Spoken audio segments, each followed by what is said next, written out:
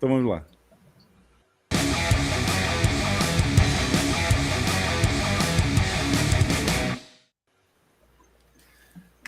Já tinha saudades do espaço do plebe. Já para aí há 2 episódios que a gente não tinha espaço do plebe, não era? Uma coisa assim, eu não sei. Não, Leta, ainda estás connosco? Estou aqui. Temos aqui umas perguntas para ti. Deixa eu ver se eu não falhei. Pelo menos 3 perguntas. Tenho aqui outra, do Douglas também. Alan Douglas mandou agora. Ops, não era isto que eu queria. Era aqui. Entretanto, não houve mais nenhuma depois daquela que me disseste, Lex? Mais nenhuma pergunta? Não, agora só entrou não, acho que Alan não. Douglas. Não, exatamente. Temos aqui 4. Bom, primeira pergunta do Vítor Visão Libertária. Leta, fala aí um pouco da relação da energia e população. Bom, se a gente pensar, uma coisa muito básica de qualquer espécie viva é que a gente converte energia em nutriente ou energia em estrutura, no nosso caso mais específico. Por exemplo, a gente começa a ter o nosso cérebro e se desenvolver quando a gente começa a cozinhar comida. Falando em população mais especificamente, o mais legal é falar sobre a segunda revolução energética. A primeira é essa que eu falei de cozinhar alimento, fogo. A segunda são os combustíveis fósseis. Desde que a gente começou a usar os combustíveis fósseis, a gente pulou de cerca de 950 milhões de pessoas para um mundo de 8 bilhões de pessoas. Ou seja, a gente multiplicou por 8 o número de pessoas vivendo na Terra, pura e simplesmente porque a gente tinha mais energia disponível para ser usada para estruturar a sociedade. Seja, não sei, construindo rodovias, fazendo maquinário para, sei lá, agricultura, infraestrutura, tudo. No fundo é aquilo que a gente falou brevemente antes. Tudo que o ser humano faz, tudo que a gente usa, tudo que a gente precisa pode ser visto como uma derivada de energia. Então, se a gente tem mais energia disponível, a gente tem mais material, mais produto disponível para ser usado. Se a gente tem menos energia, a gente tem menos. Então, no fundo, de uma maneira bem simplista, é isso. Quanto mais energia a gente tem, melhor. E então a relação energia e população é basicamente isso. Uma população que tem acesso a mais energia per capita vai ter uma qualidade de vida maior, basicamente. E tem uns gráficos que mostram isso. Tem gráfico que mostra claramente o quanto o IDH de um país é relacionado com a quantidade de energia per capita que esse país usa. E é uma linha bem plana, assim, bem reta, sabe? Quanto mais energia usa, melhor o país, sem exceção. Ou seja, o avanço da civilização humana está diretamente ligado à quantidade de energia disponível que nós temos. Exato. E agora, só para será por isso, desculpa, Lex, desculpa só antes da tua pergunta, será por isso porque os nossos amigos, entre aspas, do World Economic Forum pensam que nós estamos superpopulados no planeta, querem reduzir o número da energia disponível? Elementar. Era precisamente aí que eu queria chegar. Era isso que ias dizer também? Não, reduzindo, claro, energia. Não, mas a pergunta era para o Leta, não sei se ele ouviu. Sim, porque nós consumimos muito energia fóssil, a nossa energia é quase toda fóssil. Agora, havendo uma redução de energia fóssil, vai-nos empobrecer, como a Leta estava a falar. Não é empobrecer, é reduzir mesmo os números da população, porque se não há energia vai haver muita gente a morrer com frio, com fome, enfim, tudo que possa estar ligado à energia diretamente e indiretamente. Mas Leta, não sei se conseguiste ouvir a minha pergunta, Leta. Sobre o Fórum Econômico Mundial. 84%. Será por isso por eles acreditarem que nós no planeta temos pessoas a mais, que não temos, obviamente, mas será que é por eles acreditarem que temos pessoas a mais que estão a tentar reduzir a energia em todos os países do mundo? Usando a história do clima, dos problemas climáticos e não sei o quê. O porquê eu não sei. Talvez eles só não queiram pegar fila nos museus, né? Não sei o porquê. Só sei que, factualmente falando, é o que eles estão fazendo. Se eles realmente se perderam tanto nas narrativas que acreditam nessa ideologia que, no fundo, é genocida, né? Tipo, você deixar de Exato. entregar mais energia às populações carentes, no fundo, é genocida. Malthusiano. Malthusiano, no fundo é engraçado que a gente troca vidas hipotéticas no futuro por vidas reais no presente, nessa lógica de descontinuar os combustíveis fósseis. Uhum. E pior, com a desculpa de que é um problema do clima no planeta e do planeta ficar mais verde e não sei o quê, não é? Quando na realidade até hoje ainda ninguém conseguiu provar efetivamente que isso é verdade. E bloqueando o avanço de alguns países que tinham necessidade de avançar e passar por esse processo obrigatoriamente. O que também é muito grave. E nesses locais até impedindo necessidades básicas como o saneamento. Enfim, eu acho que isto está tudo ligado. Não, mas na minha opinião está tudo ligado. Só um ponto. Que as alterações climáticas existem e sempre existiram, não é? Exatamente. É lógico. Agora, o que as provoca é que é o FUD todo. Não é? Portanto, é daquelas coisas. É daquelas coisas que não vamos saber hoje, nem amanhã. Vamos ter que esperar mais um bocado até se descobrir isto. Tenho aqui outra pergunta para o Leta, do objeto, que tinha sido feita praticamente ao início, mas para termos também perguntas para o final eu guardei aqui. E a pergunta é se, Leta, não vês uma possibilidade de explorar ouro como subproduto da mineração geotérmica da Bitcoin? Teoricamente falando, é uma possibilidade. Tanto é que nos sistemas de geração de energia geotermal na Islândia, por exemplo, às vezes o encanamento é entupido por... no fundo é um concentrado, não é ouro puro, assim, é óxido de silício, ouro, sabe? Tem outras coisas que vêm junto com o fluido. Mas esse concentrado pode ser rico em ouro, mas eu não sei se tem escala para isso, assim, sabe? Você pensar num subproduto para ser economicamente viável, você teria tanta geração geotermal sendo necessária para valer a pena pensar em utilizar esse ouro, que eu não sei pensar em termos de escala, mas que, assim, teoricamente, sim, você pode concentrar ouro via geração geotermal de energia, você pode. A questão é a viabilidade econômica disso. Ou é só um subproduto que vai acontecer numa escala tão pequena que não faz sentido você estruturar um processo para retirar esse valor? Aí eu não sei dizer. Eu não sei como é que isso seria possível, porque do que eu já estudei aqui da extração geotérmica em El Salvador, aquilo tratam-se apenas de poços que são furados junto ao vulcão para aproveitar o calor gerado pelo vulcão, e não vejo como é que daí se possa extrair seja o que for, mas posso estar errado, não é?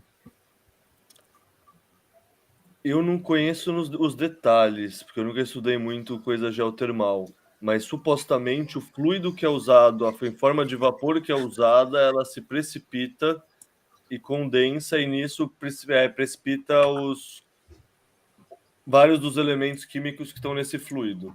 E seria nisso que um pouquinho do que é precipitado seria ouro. Mas, de fato, pensando aqui, eu não tenho certeza se a célula de convecção, ou seja, no fundo é um grande encanamento, né, que faz a geração geotermal. Você tem um cano que passa um fluido que esquenta lá embaixo, sobe na forma de vapor, gira as turbinas e gera eletricidade. Então, que eu saiba, é um sistema fechado. Então, Exato, pensando por aqui, isso é eu que eu de estava a fato dizer, não né? tenho certeza. Não tenho certeza. Eu lembro de ter lido isso muito no passado, assim, na época do meu mestrado, que eu estudava ouro, eu lembro de ter lido isso, mas eu não... agora falando, eu não tenho certeza, não.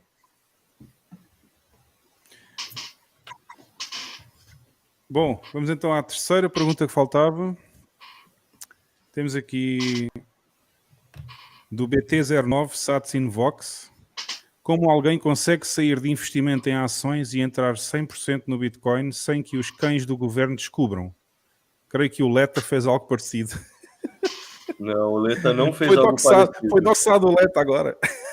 Não, o Leta não fez algo parecido. O Leta investiu muito mais rápido do que obteve todas as informações relacionadas à privacidade OPSEC e, infelizmente, o Leta não fez algo parecido. Os meus bitcoins vieram com KYC. Ainda vais a tempo de passar aí num Node Lightning para limpar esse KYC todo. Mas sim, sem dúvida. Mas, de novo, enquanto eu continuar controlando minhas chaves, nada me impede se alguém pedir alguma coisa, eu perdi as chaves. E aí depois, Teve não, um eu acidente de barco, reencontrei, né? estava no fundo de uma gaveta nas meias, aí eu mexi de novo. Pô, então agora eu quero auditar. Puta, eu perdi de novo.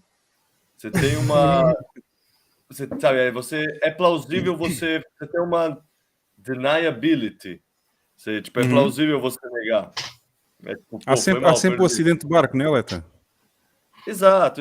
Então, assim, eu entendo toda a lógica do KYC. Talvez eu seja muito otimista nesse ponto, eu sempre fico com essa dúvida. Mas se for para o Bitcoin dar certo, não vai dar certo, tipo, só dependendo dos Bitcoins sem KYC. É que nem o OPSEC, se é para o Bitcoin dar certo, ele vai dar certo sem ser necessário o OPSEC. Uhum. Por exemplo, às vezes eu fico na dúvida, será que a próxima leva de Bitcoin que eu vou aportar, eu compro P2P ou eu compro na Exchange? E eu acabo comprando na Exchange porque eu não quero pagar 5% a mais de spread para o P2P. Por quê? Porque eu já estou doxado mesmo, o pessoal já sabe que eu tenho Bitcoin, então eu quero o mais barato possível, o máximo de satoshis possível. E é isso, se precisar, o Wasabi já tem CoinJoin automático, o canal a Lightning faz CoinJoin e perdi, foi mal. Você não consegue me provar que eu não perdi uma coisa. E está aqui o Vitor, diz: não vai conseguir fugir da taxação do governo a não ser que mude para El Salvador. Isso depende. Se você está trocando por uma coisa... Se você trocar por algo que exige a nota fiscal para comprar um imóvel, alguma coisa assim, é verdade. Mas se você está transacionando pequenas porções dia a dia, você não é obrigado a declarar. São pequenas transações e o pessoal não vai ter tagueado a sua carteira seguindo ela. Então, tipo, no fundo, só vai estar na sua declaração que você comprou e não tem as movimentações do dia a dia. O que vai parecer é que você é mais rico em termos de Bitcoin na sua declaração que você realmente é. Porque você vai ter sempre a reserva total dos satoshis que você tinha e não a reserva total menos o que você já utilizou. Verdade. Bom, temos aqui outra pergunta, são duas perguntas. Do Alan Douglas. Leta, Bitcoin é inventado ou descoberto? E a segunda, acha que existe Bitcoin em outros planetas? Sim, o Bitcoin é descoberto. E não esqueci de falar, mas isso é um dos capítulos do livro, inclusive, é sobre a descoberta do Bitcoin. E sim, eu acredito que se existirem outras espécies inteligentes em outros planetas, a tendência é que eles vão precisar transacionar valor via tokens, que é o que a gente chama de dinheiro.